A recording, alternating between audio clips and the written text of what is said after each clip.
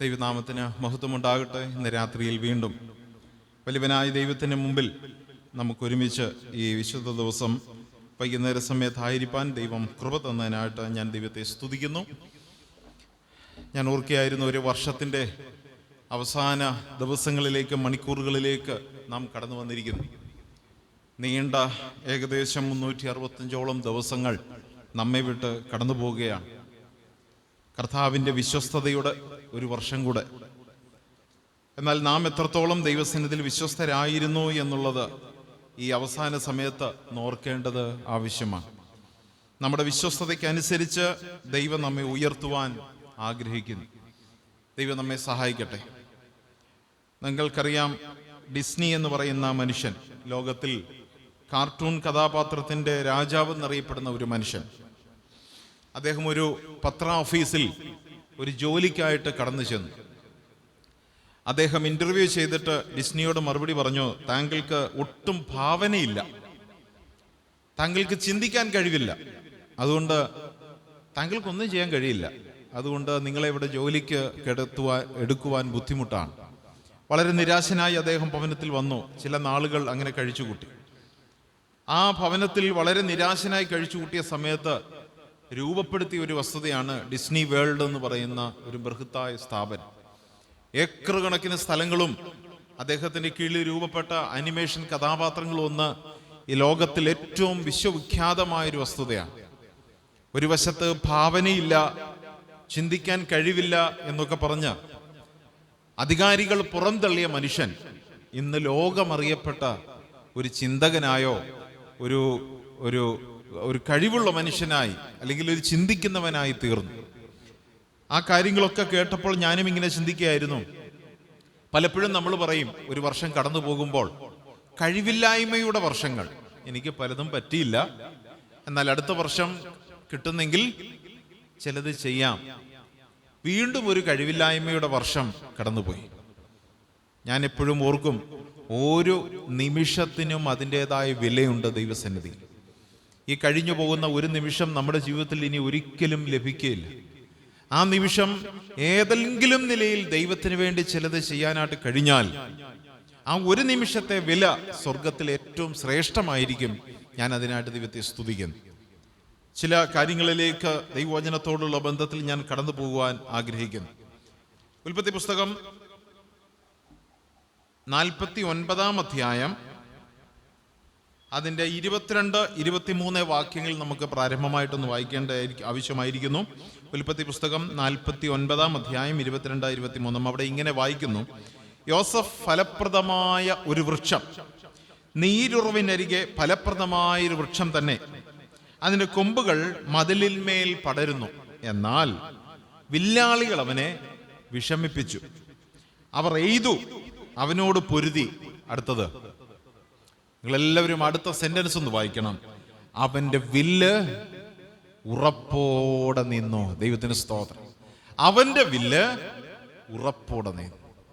ഈ വേദഭാഗം ഇന്ന് പ്രഭാതത്തിൽ ഞങ്ങളുടെ സ്ഥലം സഭയിലും ചിന്തിക്കാനായിട്ട് ഇടയായി. മറ്റു ചില ആശയങ്ങളിലേക്കാണ് ഇന്ന് സായന്തന സമയത്ത് കടന്നു വരുവാൻ ഞാൻ ആഗ്രഹിക്കുന്നു. നോക്കുക, യാക്കോബ് തന്റെ മക്കളെ അനുഗ്രഹിക്കുമ്പോൾ വളരെ പോസിറ്റീവായ ചില കാര്യങ്ങൾ യോസഫിനെ കുറിച്ച് പറഞ്ഞു. എന്തൊക്കെയാ?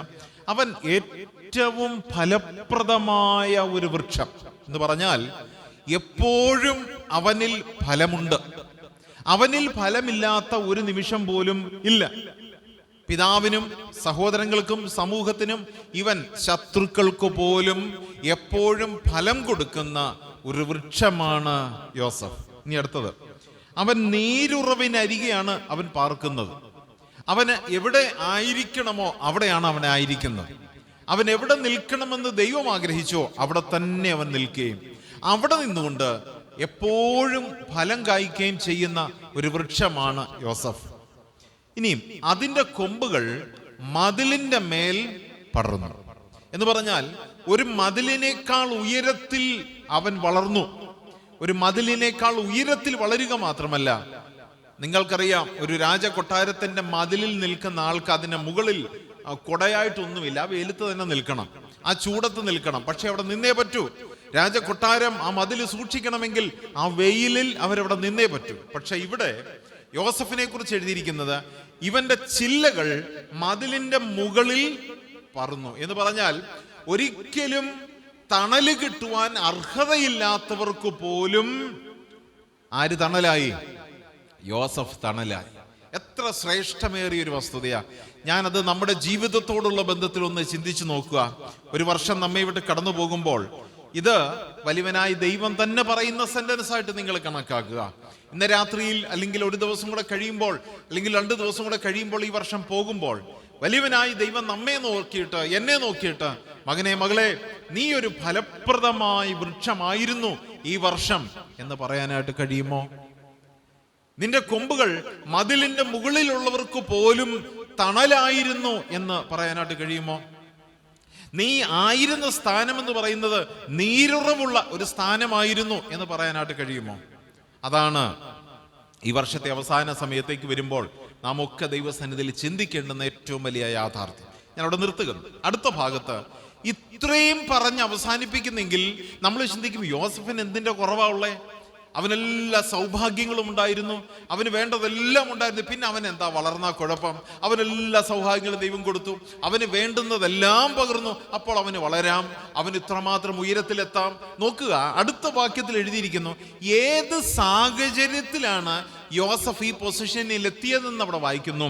വില്ലാളികൾ അവനെ വിഷമിപ്പിച്ചു, അവർ എയ്തു എന്ന് പറഞ്ഞാൽ ആർക്കെതിരെ എയ്തു? യോസഫ് എന്ന വ്യക്തിക്ക് നേരെ എയ്തു. ചിന്തിക്കണേ, എത്ര വില്ലാളികൾ ഉണ്ടാകും? മിനിമം ഒരു 300 മുതൽ 1000 അല്ലെങ്കിൽ അങ്ങോട്ടുണ്ടാകും. ഒരു 300 പേരാണെങ്കിൽ നിങ്ങൾ ചിന്തിക്കുക, ഒരാൾ ഒരമ്പ് ചെയ്താൽ 300 പേരുടെ 300 അമ്പുകളും ഇവിടെ യോസഫ് എന്ന ഒരു വ്യക്തിയുടെ നേരെ കടന്നു വരിക. നിങ്ങൾ ചിന്തിക്കണം, യോസഫിന്റെ ഭാഗത്ത് യോസഫ് മാത്രമേ ഉള്ളൂ, എന്നാൽ സകല വില്ലാളികളും അവനെതിരെ എഴുതു. ഞാൻ അവിടെ ഇങ്ങനെ ഒരു വ്യാഖ്യാനം നൽകട്ടെ. ആക്ഷരികമായ ഭൗമികമായ ഒരു വില്ല് എഴുതു എന്നതിനേക്കാൾ അവനെ ഏതൊക്കെ നിലയിൽ ഉപദ്രവിക്കാമോ ആ നിലയിലെല്ലാം അവനെ ഉപദ്രവിച്ചു. ആരൊക്കെയാണ് ഉപദ്രവിച്ചത് നിങ്ങൾക്കറിയാം. എവിടുന്ന് ആരംഭിച്ചത്? അവന്റെ ഭവനത്തിൽ നിന്ന് ആരംഭിച്ചു. ഈ വില്ല് എഴുത് ആരംഭിച്ചത് അല്ലെങ്കിൽ അമ്പ് എഴുത് ആരംഭിച്ചത് അവന്റെ ഭവനത്തിൽ നിന്നാ. ആരാണ് തുടങ്ങിയത്? അവന്റെ സ്വന്തം സഹോദരന്മാർ. അവന്റെ വില്ലുകൾ, അവന്റെ നേരെതിരെ കടന്നു വന്ന അമ്പുകൾ എവിടെ നിന്ന് ആരംഭിച്ചു എന്ന് ചോദിച്ചാൽ അവന്റെ കുടുംബത്തിൽ നിന്ന് ആരംഭിച്ചു. തീർന്നില്ല, അവൻ പബ്ലിക് ഫിഗറായി. പബ്ലിക് എന്നപ്പോൾ സമൂഹത്തിൽ നിന്നുള്ള അമ്പുകൾ അവന്റെ നേരെ വന്നു. ഒരു ഭവനത്തിൽ ജോലിക്കായിട്ട് ചെന്നപ്പോൾ, സേവകനായിട്ട് ചെന്നപ്പോൾ ആ ഭവനത്തിനുള്ളിലെ ശത്രുവിന്റെ ഭാഗത്തു നിന്നുള്ള അമ്പുകൾ അവന്റെ നേരെ കടന്നു വന്നു. കാരാഗ്രഹത്തിൽ ചെന്നപ്പോൾ അവിടെ, കൊട്ടാരത്തിൽ ചെന്നപ്പോൾ അവിടെ, അവൻ എവിടെയൊക്കെ പോയോ അവിടെയെല്ലാം അവനെതിരെ അമ്പുകൾ ഇങ്ങനെ വർഷിപ്പിച്ചുകൊണ്ടേയിരുന്നു. എന്നാൽ ദൈവത്തിന് സ്തോത്രം, ഒരു വസ്തുത, യാഥാർത്ഥ്യം ഞാൻ ഇങ്ങനെ പറയട്ടെ, അതിലൊരമ്പ്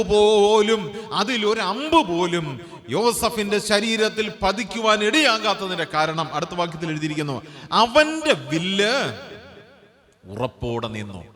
ഇവിടെ വായിക്കേണ്ടത് അവനും തിരിച്ച് അമ്പ ഇതൂന്നല്ലേ. അവന്റെ വില്ലിന്റെ പ്രത്യേകത എന്താ? ശ്രദ്ധിക്കണേ. ഞാൻ വളരെ ദൈവസന്നിധിയിൽ പ്രാർത്ഥിച്ചു, ദൈവമേ എന്താ അവിടെ വില്ലെന്ന് എഴുതിയിരിക്കുന്നതിന്റെ അർത്ഥം? ഒരു വില്ലുകൊണ്ട് മാത്രം ഇത്രയും അമ്പുകളെ എങ്ങനെ നേരിടാനായിട്ട് കഴിയും? ഇല്ല, ഞാൻ ഇങ്ങനെ പറയാം, ഒരമ്പ് കൃത്യസ്ഥാനത്തെത്തണമെങ്കിൽ, വീണ്ടും പറയാം, ഒരമ്പ് കൃത്യസ്ഥാനത്തെത്തണമെങ്കിൽ വില്ല് എങ്ങനെ ആയിരിക്കണം? വില്ല് മാക്സിമം ദൈവസന്നിധിയിൽ വളയണം. വില്ല് എത്രത്തോളം വളയുന്നുവോ അത്രത്തോളം അമ്പിന് ശക്തി കൂടും, അത്രത്തോളം അത് ആ കറക്റ്റ് പൊസിഷനിൽ എത്തിച്ചേരും. യോസഫേ, നിന്റെ വില്ല് സ്ട്രോങ് ആയിരുന്നു എന്ന് പറയാൻ കാരണം, നിനക്കെതിരെ അനേകം അമ്പുകൾ വന്നു, പക്ഷെ നിന്റെ വില്ല് സ്ട്രോങ് ആയിരുന്നു. കാരണം നീ വില്ലായിരുന്നു. നീ ദൈവസന്നിധിയിൽ എത്രത്തോളം വളഞ്ഞുവോ, എത്രത്തോളം മുട്ടുകുത്തിയോ, എത്രത്തോളം താണുവോ അത്രത്തോളം ഈ അമ്പുകളെല്ലാം അവനിൽ വന്ന് പതിക്കേണ്ടതിന് പകരം സ്ഥാനം തെറ്റി എവിടെയൊക്കെയോ പോയി. ദൈവത്തിന്റെ സ്തോത്രം. അതാണ് ഈ 3 വാക്യത്തിന്റെ അർത്ഥം. ഇന്ന് ആ വാക്യം മാത്രം പറഞ്ഞാൽ മതി, നിങ്ങൾക്കൊരു വലിയ ദൂത് കിട്ടിയിട്ടുണ്ടെന്ന് ഞാൻ കരുതുന്നു. ഞാൻ ആ വാക്യവും ഓർത്ത് ദൈവത്തെ സ്തുതിക്കുന്നു. എന്ന് പറഞ്ഞാൽ യോസഫിന്റെ ജീവിതത്തിന്റെ വിജയമെന്ന് പറയുന്നത് അവനൊരു വില്ലായിരുന്നു. ആ വില്ല് മാക്സിമം വളഞ്ഞു, മാക്സിമം ദൈവസന്നിധിയിൽ കുനിഞ്ഞപ്പോൾ അവന്റെ ജീവിതത്തിലെ വിശ്വാസമാകുന്ന പ്രാർത്ഥനയാകുന്ന, പ്രതീക്ഷയാകുന്ന, പ്രത്യാശയാകുന്ന അമ്പുകൾ തറയ്ക്കേണ്ടടുത്ത് തന്നെ എത്തി. അവന് നേരെ വന്ന വില്ലുകൾ അവനിൽ പതിക്കാതെ എവിടെയൊക്കെയോ പോയി. അവൻ സ്വാതന്ത്ര്യമുള്ളവനായി, സംരക്ഷിക്കപ്പെട്ടവനായി, സ്വതന്ത്രനായി അവൻ തീർന്നു. ഇത് യോസഫ് യാക്കോബ് ദൈവാത്മാവിൽ പറയുന്ന ഒരു കൽപ്പന. ഇനിയും ഈ യോസഫിന്റെ ജീവിതത്തിലേക്ക് ഞാനൊന്ന് കടന്നു വരട്ടെ. താഴേക്ക് നോക്കുമ്പോൾ ഒരുപാട് കാര്യങ്ങൾ ആ വേദഭാഗത്തോടുള്ള ബന്ധത്തിൽ ചിന്തിക്കാനായിട്ട് കഴിയും. എൻ്റെ വിഷയം അതല്ലാത്തതുകൊണ്ട് ഞാൻ ആ ഭാഗത്തേക്ക് പോകുന്നില്ല. യോസഫിനെ അനേക വില്ലുകൾ, അമ്പുകൾ അവനെതിരെ കടന്നു വന്നു. ഒരു വാക്യം കൂടെ ഈ ഭാഗത്തു നിന്ന് മാത്രം വായിച്ചിട്ട് വേറൊരു വേദഭാഗത്തിലേക്ക് പോകുന്നു. ഇവനെക്കുറിച്ച് എഴുതി അവസാനിപ്പിക്കുന്ന ഭാഗം നോക്കുക. 26-ാം വാക്യത്തിൽ, നിന്റെ പിതാവിൻ്റെ അനുഗ്രഹങ്ങൾ എൻ്റെ ജനകന്മാരുടെ അനുഗ്രഹങ്ങൾക്കു മീതെ ശാശ്വത ഗിരികളുടെ അറ്റത്തോളം പ്രബലപ്പെട്ട് അവ യോസഫിന്റെ തലയിലും തൻ്റെ സഹോദരന്മാരിൽ പ്രഭുവായവന്റെ നെറുകയിലും വരും എന്ന് പറഞ്ഞാൽ, അനുഗ്രഹം കൊടുക്കുമ്പോൾ പറയാം, പിതാക്കന്മാരുടെ അനുഗ്രഹം അങ്ങനെ തലമുറയോളം ലഭിച്ചു പോകുമ്പോൾ, പ്രത്യേകിച്ച് ഒരു കഥാപാത്രത്തെ, യോസഫെ നിന്റെ തലയിലും അത്. നോക്കുക, മറ്റൊരു വ്യക്തിയെക്കുറിച്ചും യാക്കോബ് അനുഗ്രഹിക്കുമ്പോൾ ഇത് പറയുന്നില്ല. പിതാക്കന്മാരുടെ അനുഗ്രഹം നിനക്കുണ്ടാകും ഇവിടെ പറയുന്നില്ല. പക്ഷെ യോസഫിനോട് പറയാണ്, പിതാക്കന്മാരുടെ അനുഗ്രഹം നിനക്കുണ്ടാകും. അതിന്റെ കാരണം ആ മുകളിൽ എഴുതിയിരിക്കുന്നത്, അവനൊരു ഫലപ്രദമായ വൃക്ഷമായിരുന്നു. അവന്റെ വ്യക്തി ജീവിതത്തിൽ അവൻ ഫലപ്രദമായൊരു വൃക്ഷമായിരുന്നു. അവന്റെ കുടുംബ ജീവിതത്തിൽ അവനൊരു ഫലപ്രദമായ വൃക്ഷമായിരുന്നു. അവന്റെ മക്കളുടെ മുമ്പിൽ, ഭാര്യയുടെ മുമ്പിൽ അവനൊരു ഫലപ്രദമായ വൃക്ഷമായിരുന്നു. അവന്റെ സഹോദരന്മാരുടെ മുമ്പിൽ ഫലപ്രദമായൊരു വൃക്ഷമായിരുന്നു. അവന്റെ പിതാവിന്റെ മുമ്പിൽ അവൻ ഫലപ്രദമായൊരു വൃക്ഷമായിരുന്നു. ശത്രുവിന്റെ മുമ്പിൽ അവൻ ഫലപ്രദമായ ഒരു വൃക്ഷമായിരുന്നു. ആരും കാണുന്നില്ല എന്ന് പറയുന്ന ഏകാന്തതയിലും, തെറ്റ് ചെയ്താൽ ആരും അറിയില്ല എന്ന് പറയുന്ന സാഹചര്യത്തിലും അവൻ ഫലപ്രദമായ ഒരു വൃക്ഷമായിരുന്നു. കാരാഗ്രഹത്തിലും അവൻ ഫലപ്രദമായ ഒരു വൃക്ഷമായിരുന്നു. എന്തിനേറെ പറയുന്നു, രാജകൊട്ടാരത്തിൽ, ആ മന്ത്രി പദത്തിൽ, രാജപദവിയിൽ എത്തിയപ്പോഴും അവൻ ഫലപ്രദമായ ഒരു വൃക്ഷമായിരുന്നു. വീണ്ടും തൻ്റെ എതിരാളികളായി തീർന്ന സഹോദരന്മാർ നാളുകൾക്ക് ശേഷം അദ്ദേഹത്തിന് മുമ്പിൽ വന്ന് മുട്ടുകുത്തി പ്രാർത്ഥിക്കുമ്പോഴും കരയുമ്പോഴും അവൻ അപ്പോഴും ഫലപ്രദമായ ഒരു വൃക്ഷമായിരുന്നു. ഈ സ്ഥാനത്തെങ്ങും യോസഫ് പ്രതികരിക്കുകയോ എതിർക്കുകയോ ഉപദ്രവിക്കുകയോ തൻ്റെ വായിൽ നിന്നൊരു വാക്കുപോലും കേൾക്കുവാനിടയാകാതെ അവൻ്റെ വായ് സൈലന്റ് ആയിരുന്നു. അവൻ്റെ നാവ് സൈലന്റ് ആയിരുന്നു. അവൻ നിശബ്ദനായി അവിടെ നിന്നു. ഞാൻ ഇങ്ങനെ ചിന്തിക്കുന്നു, അവനക്ക് ഭക്ഷണവുമായിട്ട് വരുമ്പോൾ, അവർ പിടിച്ച് കാരാഗ്രഹത്തിലിടുമ്പോൾ സ്വാഭാവികമായിട്ടും കഴിവും പ്രാപ്തിയുള്ളവൻ അവൻ എന്ത് ചെയ്യണം? ഇവരെല്ലാം പിടിച്ചു തള്ളി ഓടാം, എങ്ങനെങ്കിലും ഓടി രക്ഷപ്പെടാം കഴിയുമായിരുന്നു. പക്ഷെ ചെയ്തില്ല. ചേട്ടന്മാർ ചെയ്യുന്ന നല്ല കാര്യമാണ്, അല്ലെങ്കിൽ അതിന് കീഴ്പ്പെട്ടിരിക്കുക. അവരെന്താ ചെയ്യുന്നത്? അവർ പറഞ്ഞ പോലെ നിൽക്കുക, അവരെ പറയുന്ന പോലെ അനുസരിക്കുക. അവിടെയും തൻ്റെ സഹോദരന്മാർക്ക്, ജ്യേഷ്ഠന്മാർക്ക് കീഴ്പ്പെട്ടിരിക്കുവാനുള്ളൊരു മനസ്സ്, തന്നെ ഉപദ്രവിക്കുക എന്ന് മനസ്സിലാക്കിയിട്ടുകൂടെ അതിനും കീഴ്പ്പെട്ടിരിക്കാനുള്ളൊരു മനസ്സ്, പിടിച്ച് ആ ഇസ്മായിലെ കച്ചവടക്കാർക്ക് വിൽക്കുമ്പോൾ അവരിലും താൻ അടങ്ങിയിരിക്കാനുള്ള, കീഴ്പ്പെട്ടിരിക്കാനുള്ള ഒരു മനസ്സ്. പോത്തീഫറിന്റെ ഭവനത്തിൽ അവനെ ആ ഒരു ജോലിക്കായിട്ട് ആക്കിയപ്പോഴും അവിടെയും അടങ്ങിയിരിക്കുവാൻ, കീഴ്പ്പെട്ടിരിക്കുവാനുള്ള ഒരു മനസ്സ്. തൻ്റെ ഭാര്യ അവനെ നിർബന്ധിച്ച് പാപം ചെയ്യാൻ പ്രേരിപ്പിക്കുമ്പോഴും ദൈവത്തിൻ്റെ മുമ്പിൽ കീഴടങ്ങിയിരിക്കുവാനുള്ള അവൻ്റെ മനസ്സ്. കൊട്ടാരത്തിൽ, ജയിലിൽ ചെന്നപ്പോഴും അവിടെയും കൂടെ കള്ളന്മാരും ഒക്കെ ഉണ്ട്. അവിടെയും നിശബ്ദനായി നിന്ന് ദൈവം മുമ്പിൽ അടങ്ങിയിരിക്കുവാനുള്ള ഒരു മനസ്സ്. ഒടുവിൽ ഫറവോന്റെ മുമ്പിൽ എത്തിയപ്പോൾ അവിടെയും നിശബ്ദനായി അടങ്ങിയിരിക്കുവാനുള്ള ഒരു മനസ്സ്. ഒടുവിൽ തൻ്റെ പിതാവും സഹോദരന്മാരും ഗോശൻ ദേശത്ത് പറപ്പിച്ചപ്പോഴും അവിടെയും അവൻ നിശബ്ദനായിരുന്നു. പക്ഷെ അവിടെ അവനൊരു വാക്ക് നിങ്ങൾ പറയുന്നതറിയാം. യോസഫിന്റെ സ്വപ്ന വ്യാഖ്യാനങ്ങൾ മാത്രമാണ് യോസഫ് വാതുറന്ന് സംസാരിച്ചത്. അല്ലാതെ എന്തെങ്കിലും സംസാരിച്ചോ നിങ്ങൾക്കറിയാമോ? സൈലന്റ് ആയിരുന്നു. മാത്രമല്ല, പോത്തീഫറിന്റെ ഫീൽഡിൽ സമയമില്ലാത്തതുകൊണ്ട് ഞാൻ വായിക്കുന്നില്ല. അവിടെ വായിക്കുന്നത്, നിന്നെ അല്ലാതെ എന്ന് പറഞ്ഞാൽ നിന്നെ ഒഴിച്ച് ബാക്കി എല്ലാം യജമാനൻ എൻ്റെ കയ്യിൽ തന്നിട്ടുണ്ട്, അതിൽ എൻ്റെ കയ്യിൽ ഏൽപ്പിക്കാത്ത ഒന്നിനെ ഞാൻ തൊടുകയില്ല. അവിടെ വായിക്കുന്നത്, ആ സഹോദരി അവനെ ഉപദ്രവിക്കാനായിട്ട് വരുമ്പോൾ, ഇവിടെ ആരുമില്ല, നമ്മൾ രണ്ടുപേരുമേ ഉള്ളൂ, അതുകൊണ്ട് വന്നാട്ടെ എന്ന് പറഞ്ഞവൻ ഉടുപ്പിൽ പിടിക്കുമ്പോൾ അവൻ പറഞ്ഞു, ഈ വീട്ടിൽ നിന്നെ മാത്രം എൻ്റെ കയ്യിൽ ഏൽപ്പിച്ചില്ലാത്തത് കൊണ്ട് എനിക്കത് തൊടുവാൻ അധികാരമില്ല എന്ന് പറഞ്ഞാൽ അർഹമല്ലാത്തതിനെ അന്വേഷിക്കുന്നവനായിരുന്നില്ല, ആഗ്രഹിക്കുന്നവനായിരുന്നില്ല യോസഫ്. എന്നാൽ തൻ്റെ ചുമതലയിലുള്ളതിനെ വിശ്വസ്തയോടെ സംരക്ഷിക്കുവാൻ അവനിടയായി. ആ സെന്റൻസ് ദൈവം അംഗീകരിച്ചു. അവൻ ഓടിപ്പോയി, എങ്കിലും ദൈവം അവനെ മാനിച്ചു. തൻ്റെ സഹോദരന്മാർ വന്നപ്പോൾ അവരുടെ മുമ്പിൽ പൊട്ടിക്കരഞ്ഞിട്ട് പറഞ്ഞു, നിങ്ങൾ അന്ന് ആ ഇശ്മായേല്യക്കാർക്ക് വിറ്റുകൊടുത്ത നിങ്ങളുടെ സഹോദരൻ തന്നെയാണ് ഞാൻ. ഒരു പ്രതികാരവും അവിടെ ചെയ്തില്ല, ഒരു ഉപദ്രവവും അവിടെ ചെയ്തില്ല, ഒരു വഴക്കും അവിടെ പറഞ്ഞില്ല, അവരെ ഒന്നും നിന്ദിച്ചില്ല. അവരുടെ മുമ്പിലും സ്നേഹത്തോടെ നിൽക്കുക. അതാണ് ഇവിടെ വായിക്കുന്ന ഫലപ്രദമായ ഒരു വൃക്ഷം. ഞാൻ ആ ഭാഗം പറഞ്ഞ് ഇങ്ങനെ അവസാനിപ്പിക്കുക. നമ്മുടെ കുടുംബജീവിതത്തിൽ, നമ്മുടെ വ്യക്തി ജീവിതത്തിൽ, സമൂഹ ജീവിതത്തിൽ, സഭാ ജീവിതത്തിൽ, നമ്മുടെ എവിടെയായിരുന്നാലും ഈ വാക്ക് ദൈവം നമ്മെക്കുറിച്ച് പറയണം. സഹോദര സഹോദരി, താങ്കൾ ഒരു ഫലപ്രദമായ ഒരു വൃക്ഷമായിരിക്കണം. സ്ത്രീയെക്കുറിച്ച് കർത്താവിന്റെ ദാസൻ പറയുമ്പോൾ എഴുതിയിട്ടുണ്ട്, അവൾ നന്നാ രാവിലെ എഴുന്നേറ്റ് ഭക്ഷണം വെക്കേണ്ടുന്ന സമയത്ത് വെക്കുന്നു, ഭർത്താവിനെ ശുശ്രൂഷിക്കുന്നു, കുഞ്ഞുങ്ങളെ ശുശ്രൂഷിക്കുന്നു. അവൾ ഒരു വസ്തുവിന്മേൽ കണ്ണ് നട്ട് അതിന് പണം സമ്പാദിച്ചത് വാങ്ങുന്നു എന്ന് പറഞ്ഞാൽ അഭിവൃദ്ധി. അതാണ് സാമർഥ്യമുള്ള ഭാര്യയെക്കുറിച്ച് വായിക്കുന്നത്. ഇവിടെ ഫലപ്രദമായൊരു വൃക്ഷത്തെക്കുറിച്ച് പറയുന്ന വ്യാഖ്യാനങ്ങളാണ്, ആശയങ്ങളാണ് ഞാൻ ഇതുവരെ കടന്നു പോകുന്ന. 2-3 കാര്യങ്ങൾ മാത്രം അതിനോട് ചേർന്ന് ഞാനൊന്ന് വായിക്കട്ടെ. 39-ാം അധ്യായം, ഉൽപ്പത്തി പുസ്തകം തന്നെ 39-ാം അധ്യായത്തിന്റെ 2-ാം വാക്യം ആദ്യം നമുക്കൊന്ന് വായിക്കാം. 39-ാം അധ്യായം എല്ലാവരും എടുത്ത് നോക്കുക. യഹോവ യോസഫിനോട് കൂടെ ഉണ്ടായിരുന്നത് കൊണ്ട് അവൻ കൃതാർത്ഥനായി. ശ്രദ്ധ വിട്ടു പോകരുത്. നിങ്ങൾ നോക്കുക, യഹോവ യോസഫിനോട് കൂടെ ഉണ്ടായിരുന്നത് കൊണ്ട് അവൻ കൃതാർത്ഥനായി. അതിനെ മറുവശം ഞാൻ ഇങ്ങനെ ചിന്തിച്ചു, അവനോടുകൂടെ യഹോവ ഇല്ലായിരുന്നു എങ്കിൽ അവൻ എന്താകില്ലായിരുന്നു? അവൻ ഉയരത്തില്ലായിരുന്നു, അവനൊരു ഉയർച്ചയുണ്ടാകില്ല. ഇപ്പോൾ അവൻ ഉയർച്ച ലഭിച്ചെങ്കിൽ അതിൻ്റെ അർത്ഥം ദൈവം അവനോടുകൂടെ ഉണ്ടായിരുന്നു. യോസഫിന്റെ ജീവിതത്തിന്റെ ഏറ്റവും വലിയൊരു ധൈര്യവും വിജയമെന്ന് പറയുന്നത്, അവന്റെ ഉറപ്പ്, അവന്റെ ശക്തി എന്ന് പറയുന്നത്, എൻ്റെ ദൈവം എൻ്റെ കൂടെ ഉണ്ട്. ഈ വർഷം അവസാനിക്കുമ്പോഴും ഞാൻ ഇങ്ങനെ പറയാം, ഇന്ന് രാത്രിയിലും നമ്മുടെ ദൈവം നമ്മോടുകൂടെ ഉണ്ട്. ഇന്ന് രാത്രിയിലും നമ്മുടെ ദൈവം നമ്മോടുകൂടെയുണ്ട്. പലപ്പോഴും ഞാൻ ഇങ്ങനെ ഉദാഹരണം പറയും, ഉറങ്ങിക്കിടക്കുമ്പോഴും നമ്മുടെ കണ്ണിന് മുമ്പിൽ ഒരാൾ കൈവച്ചാൽ എന്തോ ഒരു ഫീലിംഗ് നമുക്കുണ്ടാകും. എന്തോ ഒരു കണ്ണിന് മുമ്പിലൂടെ പോയല്ലോ ഒരു ഫീലിംഗ്. നിങ്ങൾ നോക്കിയാൽ മതി, കണ്ണടച്ചിട്ടൊന്ന് വെച്ച് നോക്കിയാൽ മതി, എന്തോ ഒരു ഫീലിംഗ്. എൻ്റെ ദൈവം എൻ്റെ കൂടെ ഉണ്ടെങ്കിൽ അതൊരു ഫീലിംഗാണ്, ഒരനുഭവമാണ്, അതൊരു പ്രത്യേക അനുഭവമാണ്. ഏത് പ്രതിസന്ധിയുടെ മധ്യത്തിലും നമ്മെ ധൈര്യപ്പെടുത്തുന്ന ഒരു അനുഭവം, എൻ്റെ ദൈവം എൻ്റെ കൂടെ. ഇനി ആ വാക്യം കൂടെ ചേർത്ത് പറയാം, എൻ്റെ ദൈവം എൻ്റെ കൂടെ ഉണ്ടായിരുന്നത് കൊണ്ട് ഞാൻ കൃതാർത്ഥനായി എന്ന് ഞാൻ ചോദിക്കട്ടെ, നമ്മിൽ എത്ര പേർക്ക് പറയാനായിട്ട് കഴിയും? ഞാൻ ആദ്യം ഓർപ്പിച്ചതുപോലെ ഒരു വർഷക്കാലം അയ്യോ ഫെയിലറായിപ്പോയി, എനിക്ക് പറ്റിയില്ല. ആഗ്രഹമുണ്ടായിരുന്നു, പറ്റിയില്ല. ഞാൻ പ്ലാൻ ചെയ്തു, പറ്റിയില്ല.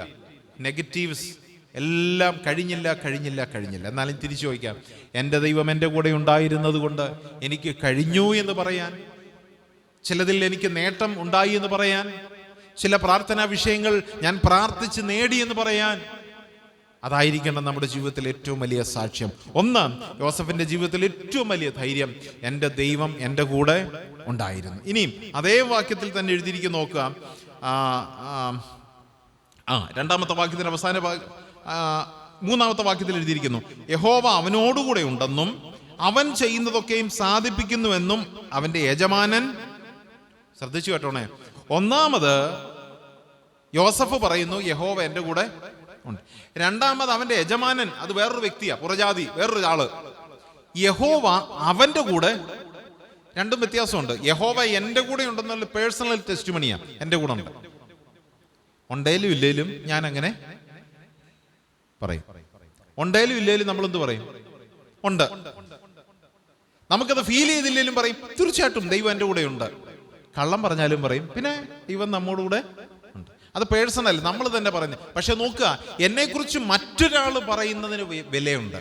യജമാനൻ പറയാണ് യഹോവ എൻ്റെ കൂടെ എന്നല്ല, യഹോവ അവൻ്റെ കൂടെ. യജമാനൻ എങ്ങനെ മനസ്സിലായി? യോസഫിൻ്റെ കൂടെ ദൈവമുണ്ടെന്ന് യജമാനൻ എങ്ങനെ മനസ്സിലായി? അവനെ ആ ഭവനത്തിൽ കൊണ്ടുവന്നത് മുതൽ ഈ യജമാനൻ അവനെ വാച്ച് ചെയ്യുക. ഇവന്റെ പ്രവൃത്തി, ഇവന്റെ പ്രതികരണം, ഇവന്റെ സ്റ്റൈല്, ഇവന്റെ രീതി, ഇവന്റെ പ്രാർത്ഥന, ഇവന്റെ ഓരോ സ്വഭാവങ്ങളും വാച്ച് ചെയ്തപ്പോൾ മനസ്സിലായി ഒരു മനുഷ്യൻ എന്നുള്ള നിലയിലല്ല അവൻ അവിടെ ജീവിക്കുന്നത്. അവനൊരു ദൈവ പൈതല. എന്നിട്ട് യജമാനൻ പറയുന്നു, അവനോടുകൂടെ ദൈവം ഉണ്ട്. തീർന്നില്ല. അടുത്ത സെന്റൻസ് ആണ് എന്നെ ചിന്തിപ്പിച്ചത്. എഴുതിയിരിക്കുന്നു, അവൻ ചെയ്യുന്നതൊക്കെയും യഹോവ സാധിപ്പിക്കുന്നതു എന്ന് യജമാനൻ കണ്ടു. എന്താ അവൻ ചെയ്യുന്നത്? അവന്റെ കൂടെ യജമാനൻ പറയാണ്, അവന്റെ കൂടെ ദൈവമുണ്ട്, പ്ലസ് അവൻ എന്ത് ചെയ്താലും അത് നടക്കുന്നു. അതിന്റെ അർത്ഥം ഞാൻ എന്ത് ചെയ്താലും ഒന്നും നടക്കുന്നു. ഞാൻ ഇത്രയും ഉന്നത അധികാരത്തിലിരിക്കുന്ന മനുഷ്യൻ, എൻ്റെ കീഴിൽ ഒരുപാട് ആളുകളുണ്ട്, പട്ടാളക്കാരുണ്ട്, പക്ഷെ ഞാനൊന്നും ചെയ്ത് പൂർത്തീകരിക്കാൻ പറ്റുന്നില്ല, പക്ഷെ അവൻ അത് പറ്റുന്നു. യോസഫിന്റെ ജീവിതത്തിലെ രണ്ടാമത്തെ ശക്തി, എൻ്റെ കൂടെ ദൈവമുണ്ട്, മറിച്ച് 2, ഞാൻ എന്ത് ചെയ്താലും അത് സാധിപ്പിച്ചു തരുന്ന ഒരു ദൈവം എൻ്റെ കൂടെയുണ്ട്. ഒരു വർഷം വീണ്ടും ദൈവം നമുക്ക് തരുന്നെങ്കിൽ നിങ്ങൾ ഇത് ഓർക്കുക, നമ്മുടെ കൂടെ ദൈവമുണ്ട്. നമ്മുടെ ആഗ്രഹം ദൈവഹിതമാണെങ്കിൽ അത് സാധിപ്പിച്ചു തരുന്ന ദൈവവും നമ്മുടെ കൂടെയുണ്ട്. സ്തോത്രം. പലപ്പോഴും പറയും, വളരെ നാളുകൊണ്ട് ആഗ്രഹിച്ചു, ജോലി കിട്ടുന്നില്ല, വർഷങ്ങളായി പ്രാർത്ഥിക്കുന്നു, ഒരു രോഗം വന്നു മാറുന്നില്ല, വർഷങ്ങളായി. അല്ലെങ്കിൽ ഒരു ആഗ്രഹം ഉണ്ടായിരുന്നു, ഭവനത്തിന്റെ വിഷയം, ഒരു റിനോവേഷൻ ചെയ്യണം, അല്ലെങ്കിൽ ഒരു വാഹനം വാങ്ങണം, ഒരുപാട് വിഷയങ്ങൾ. ഒരിക്കലൊരു സഹോദരി പറഞ്ഞു, എൻ്റെ അടുക്കളയെല്ലാം പൊട്ടിപ്പൊളിഞ്ഞു കിടക്കുക, ഒന്ന് റിനോവേഷൻ ചെയ്യണം, എപ്പോഴും താഴെ വീഴുമെന്ന് അറിയില്ല, പക്ഷെ ഒരുപാട് പണം വേണം, എനിക്കത് സാധിക്കുന്നില്ല. പ്രാർത്ഥിച്ചുകൊണ്ടിരിക്കുക. ഒരു ദിവസം അവരുടെ പ്രിയപ്പെട്ടവരൊക്കെ വന്നിട്ട് പറഞ്ഞു, ഇത് ഈ സംഭവം മൊത്തം നിങ്ങൾ റിനോവേഷൻ ചെയ്യണം. ഇവര് പോലും അറിയാതെ പിറ്റേ ദിവസം പണിക്കാരും സാധനവും അവരുടെ വീട്ടിലെത്തി. വീട്ടുകാർ ചോദിച്ചു, നിങ്ങളെന്താ ഇവിടെ വന്നേ? നിങ്ങളുടെ അടുക്കളയ്ക്ക് പണിയുണ്ടെന്ന് കണ്ടു. വീട്ടുകാർ അറിഞ്ഞിട്ടില്ല, അവരുടെ പ്രിയപ്പെട്ടവരെല്ലാ കാര്യവും ഒരുക്കി. ഞാനിങ്ങനെ പറയുന്നു, നമ്മുടെ കാര്യങ്ങളെ സാധിപ്പിച്ചു തരുന്ന ഒരു ദൈവം. ഞാനതിനെപ്പോഴും ഇങ്ങനെ മറുപടിയായിട്ട് പറയും, ഹാഗാർ വീട്ടിൽ നിന്ന് സാറ വഴക്കുണ്ടാക്കി എല്ലാം ഇറക്കി വിട്ടു, പൊക്കോ, ഇച്ചിരി വെള്ളവും അപ്പവും ഒക്കെ കൊടുത്ത്. അവള് വെള്ളവും തീർന്നു, അപ്പവും തീർന്നു, പൊടിക്കുഞ്ഞാണ്, മരിച്ചു പോകും, കൊടും വെയില്, ഒരു ചെറിയ ചെടിയുടെ തണൽ എത്രത്തോളം ഉണ്ട് അവിടെ ഇട്ടിട്ട് അവൾ അല്പം ദൂരം മാറിപ്പോയിരുന്ന് കരഞ്ഞപ്പോൾ അവർ ചിന്തിച്ച, ഇവിടെ ആര് കാണാനാ, നമ്മളൊക്കെ കരയുന്നെങ്കിൽ ഇവിടെ പോയിരുന്ന് കരയും, 10 പേര് കാണുന്നിടത്ത് പോയിരുന്ന് കരയും, 4 പേര് കാണണം, കണ്ടിട്ട് ചോദിക്കണം, എന്തിനാ കരയുന്നേ? അയ്യോ എൻ്റെ വിഷയം ഏതാ? അപ്പോൾ അവരെന്തേലും സഹായം ചെയ്യണം. അതാണ് നമ്മുടെ ലക്ഷ്യം. അപ്പോൾ കരയണമല്ലോ എന്ന് വെച്ചിട്ടല്ല, ഇവര് കാണണം, നമുക്ക് സഹായം കിട്ടും. പക്ഷേ ഹാഗാർ എവിടെ പോയി കരഞ്ഞു? ആരുമില്ലാത്തൊരു സ്ഥലത്ത്, ഏകാന്തതയുടെ സ്ഥലത്ത്. അവൾക്കറിയാം, എന്നെ കാണുന്നവൻ ഇവിടെയുണ്ട്. അവിടെ യഹോവയുടെ ദൂതൻ വന്നു. ഹാഗാറെ, നിനക്കിവിടെ എന്താ കാര്യം? അയ്യോ, സ്ഥിതിയൊക്കെ പറഞ്ഞു, ഒന്നും പേടിക്കണ്ട, നീ തിരിച്ചു പോക്കോ. അവിടെ ഒരു നീരുറവും വന്നു, കുടിച്ചോളൂ, കുഞ്ഞിന് കൊടുത്തോളൂ, നീ തിരിച്ചു പോകൂ എന്ന് പറഞ്ഞാൽ, നമ്മുടെ ആഗ്രഹങ്ങൾ, പ്രാർത്ഥന ദൈവഹിതപ്രകാരമുള്ളതാണ് എങ്കിൽ വലിയവനായി ദൈവം നമ്മുടെ കൂടെയുണ്ട്. ദൈവം അതെന്ത് ചെയ്യും? സാധിപ്പിച്ചു തരും. അടുത്ത വർഷം കർത്താവ് നമുക്ക് ആയുസ്സും ആരോഗ്യം തരുന്നെങ്കിൽ, സ്നേഹിത സഹോദരങ്ങളെ, നമ്മുടെ ആവശ്യങ്ങൾ, കഴിഞ്ഞ നാളുകളിൽ പ്രാർത്ഥനയിൽ ഓർത്ത വിഷയങ്ങൾ പേപ്പറിൽ എഴുതി വെച്ച് കൈവച്ച് പ്രാർത്ഥിച്ചോളൂ. അത് സാധിപ്പിച്ചു തരുന്നൊരു ദൈവമുണ്ട്. പണ്ടൊക്കെ ഞാൻ ചിന്തിക്കും, ഒരു 50 രൂപ 100 രൂപയൊക്കെ തരുന്ന ദൈവത്തെ അറിയാം, 50,000 രൂപ ദൈവം തരുമോ? അത് ചെയ്യത്തില്ല, അത് പറ്റത്തില്ല. കാരണം അതൊക്കെ വലിയൊരു തുകയാ. ചെറിയ ചില്ലറ പൈസ ഒക്കെ തരുന്ന ദൈവത്തെ അറിയാം. അല്ല, ഇന്ന് രാത്രി ഓർപ്പിക്കട്ടെ, 50,000-ഉം 50 കോടിയും എൻ്റെ ദൈവത്തിന് ഒരുപോലെയുള്ളൂ. അതും സാധിപ്പിച്ചു തരുന്നൊരു ദൈവമാ നമ്മുടെ ദൈവം. യോസഫിന് അത് അറിയാമായിരുന്നു. അതുകൊണ്ട് തന്നെ അവൻ ഫലപ്രദമായ ഒരു വൃക്ഷമായി തന്നെ തുടരുവാനിടയായി തീർന്നില്ല. ഇനി 39-ാം അധ്യായം 4-ാം വാക്യത്തിലേക്ക് നോക്കുക. മറ്റൊരാശയം അവിടെ എഴുതിയിരിക്കുന്നു, അതുകൊണ്ട് യോസഫ് അവൻ ഇഷ്ടനായി ശുശ്രൂഷ ചെയ്തു, അവനെ ഗൃഹവിചാരകനാക്കി, തനിക്കുള്ളതെല്ലാം അവന്റെ കയ്യിൽ ഏൽപ്പിച്ചു. എന്ന് പറഞ്ഞാൽ, ഇപ്പോൾ അടിമയായി വന്ന മനുഷ്യൻ, കെട്ടി വലിച്ച് ചങ്ങലയിട്ട് വലിച്ച് നിരക്കി ആകെ മുറിഞ്ഞ അടി കൊണ്ട് ആകെ പട്ടിണി കിടന്ന് വന്ന ഒരു അടിമ, നോക്കണം, അടിമയായി വന്നൊരു മനുഷ്യൻ ഇപ്പോൾ ഈ വലിയ മോലാളിയുടെ വീടിന്റെ മുഴുവൻ ചുമതല അവന് കൊടുത്തു. നമ്മൾ അന്ന് എങ്ങനെ ചെയ്യുമോ? നമ്മുടെ പ്രിയപ്പെട്ടവർക്ക് പോലും നമ്മൾ എന്ത് ചെയ്യത്തില്ല, വീടിന്റെ താക്കോല് കൊടുക്കാറില്ല. പക്ഷെ ഇപ്പോ എങ്ങാണ്ടൂന്ന് വന്ന ഒരു അടിമ, ഇവനെക്കുറിച്ച് ഭാര്യ ഇത്രയും കാര്യങ്ങൾ പറഞ്ഞു, പക്ഷെ യജമാനൻ ഒരു കാര്യം മനസ്സിലായി, ഇവന്റെ കൂടെ ജീവനുള്ളൊരു ദൈവം ഉണ്ട്. നോക്കുക, അവനെ ഗൃഹവിചാരകനാക്കി, യജമാനനുള്ളതൊക്കെയും അവനെ ഏൽപ്പിച്ചു. ഞാൻ ഇങ്ങനെ ചിന്തിക്കുന്നു, തൻ്റെ ഭാര്യയെ ഒഴിച്ച് ബാക്കി മുഴുവനും, അവന്റെ ബാങ്ക് സ്റ്റേറ്റ്മെന്റും ATM കാർഡും വണ്ടിയുടെ താക്കോലും സകലതും അവനെ ഏൽപ്പിച്ചു. യജമാൻ ഒരു കാര്യം അറിയാം, ഇവൻ ഇതുകൊണ്ടൊന്നും അടിച്ചുകൊണ്ട് പോവുകയോ ഇതുകൊണ്ടൊന്നും പാപം ചെയ്യുകയില്ല, വിശ്വസ്തനായിട്ട് നിൽക്കും. നോക്കുക, ഫലപ്രദമായൊരു വൃക്ഷമായി തുടരുവാൻ നമുക്ക് കഴിഞ്ഞാൽ, 2, എൻ്റെ കൂടെ ദൈവമുണ്ടെന്നും ദൈവം സകലതും സാധിപ്പിച്ചു തരുമെന്നുള്ള വിശ്വാസമുണ്ടെങ്കിൽ ദൈവം അടുത്ത സ്റ്റെപ്പ് എന്താണെന്നറിയാമോ? ചില അവകാശങ്ങളും അധികാരങ്ങളും ഉത്തരവാദിത്വങ്ങളും ദൈവം നിന്നെ ഏൽപ്പിക്കും. സ്തോത്രം. ചിലപ്പോൾ നിന്നെ ഒരു സുവിശേഷകനായിട്ട് ദൈവം വിളിച്ചു, ഒരു ഉത്തരവാദിത്വം ഏൽപ്പിക്കും. എൻ്റെ ആടുകളെ മേയ്ക്കുക. ഒരു മൂപ്പനായിട്ട് നിന്നെ നിയമിച്ചു എന്ന് വരാം. സഹോദരിമാരുടെ മധ്യത്തിൽ ഒരു ഉത്തരവാദിത്വം നൽകിയെന്ന് വരാം.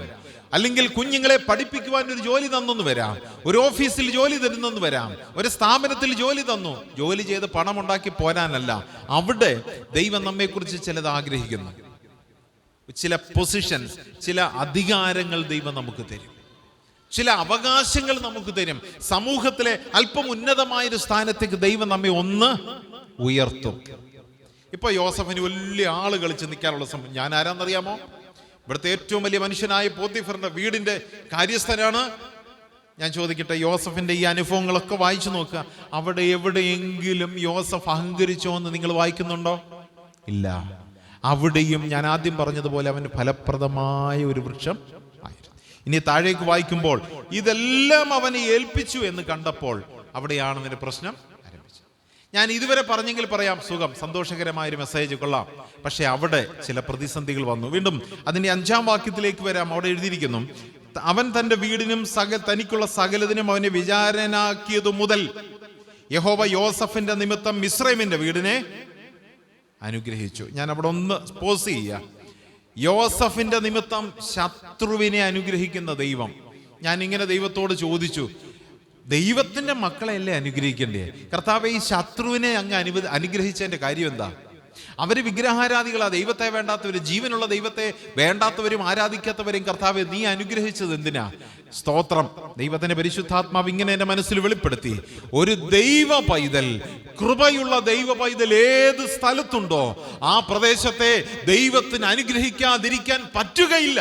ദൈവത്തിന് സ്തോത്രം. മനസ്സിലായോ? കൃപയുള്ള ഒരു ദൈവ പൈതൽ എവിടെയുണ്ടോ, അത് ഗൾഫിലാകാം, അമേരിക്കയിലാകാം, ആഫ്രിക്കയിലാകാം, ഇവിടെയാകാം, ഏത് ശത്രുപാളയത്തിലാണെങ്കിലും ദൈവകൃപയുള്ളവൻ അവിടെ ഉണ്ടെങ്കിൽ ആ ദേശത്തെ അനുഗ്രഹിക്കാതിരിക്കാൻ എൻ്റെ ദൈവത്തിന് കഴിയുകയില്ല. ദൈവം ആ യജമാനനെ അനുഗ്രഹിച്ചു എന്നല്ല അവിടെ വായിക്കുന്നത്, യവൻ നിമിത്തം, യോസഫ് നിമിത്തം, ബിക്കോസ് ഓഫ് ഹിം. എന്താ അവന്റെ പ്രത്യേകത? അവന്റെ കൂടെ ആരുണ്ട്? ദൈവമുണ്ട്. അവന്റെ കൂടെ ദൈവമുണ്ട്. നമുക്കറിയാം, ഒരു വെട്ടം ഒരു പൊസിഷനിലേക്ക് അടിക്കുമ്പോൾ ആ കറക്റ്റ് പൊസിഷനിൽ വെട്ടം കാണും, എന്നാൽ അതിന്റെ ചുറ്റുപാടും ചെറുതായിട്ടെങ്കിലും ഒരു വെട്ടം. യോസഫിനെ ദൈവം അനവധിയായി അനുഗ്രഹിച്ചു.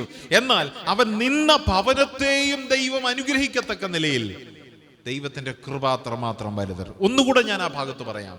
വെറുതെ ദൈവം എന്ത് ചെയ്യില്ല, ആ ഭവനത്തെ അനുഗ്രഹിക്കില്ല. അനുഗ്രഹിക്കോ? ഒരു കാരണമില്ലാതെ ഒരു ശത്രുപാളയത്തെ ദൈവം അനുഗ്രഹിക്കോ? ഇല്ല. പിന്നെ യോസഫ് അവിടെ എന്ത് ചെയ്തിട്ടുണ്ടാകും? നിങ്ങൾ ചിന്തിച്ച് പറയാമോ? അവിടെ യോസഫ് എന്ത് ചെയ്തിട്ടുണ്ടാകും? ആ ഭവനത്തിൽ അവൻ ജീവിക്കുമ്പോൾ അവൻ ആർക്കു വേണ്ടി പ്രാർത്ഥിച്ചിട്ടുണ്ട്? അവന്റെ ശത്രുവിന് വേണ്ടി, അല്ലെങ്കിൽ ആ യജമാനന് വേണ്ടി, തന്റെ കുടുംബത്തിന് വേണ്ടി. സ്തോത്രം. കർത്താവ് അതാ പറഞ്ഞേ, നിങ്ങൾ ശത്രുക്കളെ ഓർത്ത് പ്രാർത്ഥിക്കുക, അവർക്ക് വേണ്ടി പ്രാർത്ഥിക്കുക. യോസഫ് ആ ഭവനത്തിൽ നിൽക്കുമ്പോൾ, ഇതെന്റെ സ്വന്തം ഭവനമല്ല, അതെവിടെയോ ആണ്, പോകാൻ വഴി അറിയില്ല, എവിടെയാണെന്നറിയാം, എൻ്റെ അപ്പൻ്റെ സഹോദരങ്ങൾ എവിടെയോ ആണ്. ഇപ്പോൾ ഞാൻ ഈ ശത്രുപാളയത്തിലാണ്, ഞാൻ ഈ ഭവനത്തിലാണ്. ഈ ഭവനം എൻ്റെതല്ല. ഒരുപക്ഷെ ഇവർക്ക് എന്നെ കൊല്ലാം, ഇവർക്ക് എന്നെ എന്തും ചെയ്യാം. പക്ഷേ കർത്താവേ, ഞാൻ ഈ ഭവനത്തിൽ നിൽക്കുന്നിടത്തോളം എന്നെ അനുഗ്രഹിച്ചില്ലെങ്കിലും ഈ ഭവനത്തെ ദൈവമേ നീ അനുഗ്രഹിക്കണമെന്നായിരുന്നു യോസഫിന്റെ പ്രാർത്ഥന. ആ പ്രാർത്ഥന ദൈവം അംഗീകരിച്ചിട്ട് എന്ത് ചെയ്തു?